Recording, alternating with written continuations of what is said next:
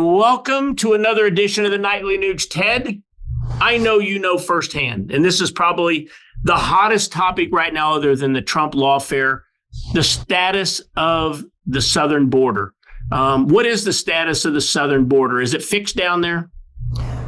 Keith, I can't believe that we're still having congressional hearings and bureaucrat gatherings discussing the border. It's over.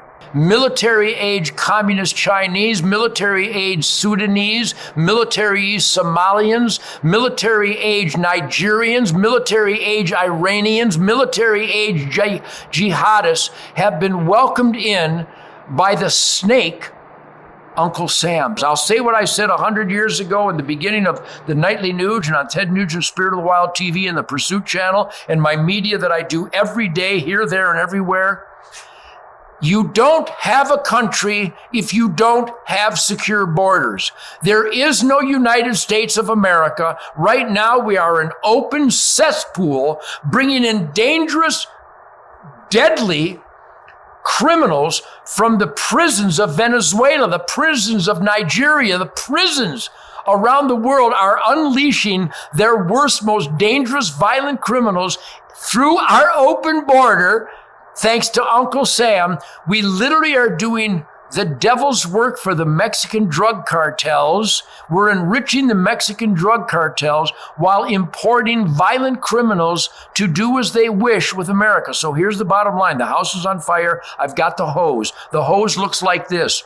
Continue to hammer your elected employees with condemnation of the open border policy. And I know it's been mitigated to some degree, but I don't rejoice if 10 people don't invade my property because there's only 2 people invading my property. I only rejoice when nobody's invading my property. So raise your healthy voice and go to Hunter Nation. See, even Sadie's angry. Go to hunternation.org and make sure that we elect people who represent real America, which includes and necessitates secure borders. Call me an extremist. That would be me. Well, you see now that Joe Biden is saying by executive order, he's going to close the border. By executive order, he's going to limit the amount of people. I mean, I know we're approaching election time. He's tanking in the polls. This has been a problem for 2+ years. Now, all of a sudden, he's going to make a move to try to close the border. Do you find this hypocritical, or what's your take? Well, once again, the left is so drunk on their power abuse, their authority abuse, that they don't think Americans see what's going on. Just like the lawfare in Manhattan with an entire court system infested with Joe Biden communists, from the judge to the DA to the attorney general to the mayor to the governor, attacking Donald Trump and guaranteeing that no justice could possibly take place in that Manhattan courtroom. The same thing with the border. Who could be so brain dead and so soulless not to see that after all these invaders are already in America, that now Joe Biden wants to close the border? The guy is insane, and he is treasonous. He is dangerous. Joe Biden is a gangster. He's a criminal, and his son Hunter is his cohort. I think the entire Biden family is like the devil's mafia. So once again, they are so confident that people are stupid that they think we don't see what's going on. We do see what's going on. And when people will join us at hunternation.org, we will circle the conservative voting wagons and we will win in November of 2024 and send these devils packing. Last thought, down on the border, I saw where Mexico recently elected the first Jewish woman to head Mexico. I think her name is Claudia Sheinbaum or something like that. Boy, is there any news there?